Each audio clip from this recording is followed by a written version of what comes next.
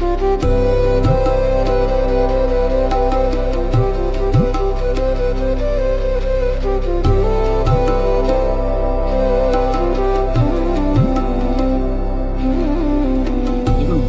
আন্তর্জাতিক যোগ দিবস উপলক্ষে আমাদের শুশুনিয়াতে গোষ্ঠী করলাম।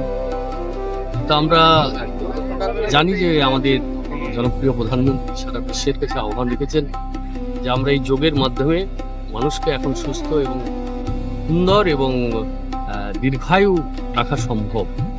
কারণ আমাদের প্রাচীন মুনি ঋষিরা আমাদেরকে পথ দেখিয়েছিলেন যে এই যোগই একমাত্র মানুষকে সুস্থ এবং স্বাভাবিক রাখতে পারে। তো আমরা আমাদের এই ছাতনা মানুষের কাছে আমরা আহ্বান জানাচ্ছি।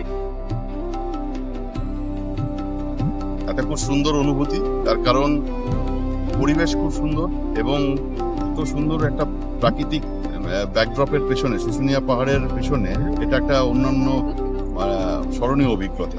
তো খুব সুন্দর একটা আমাদের দিন শুরু হলো।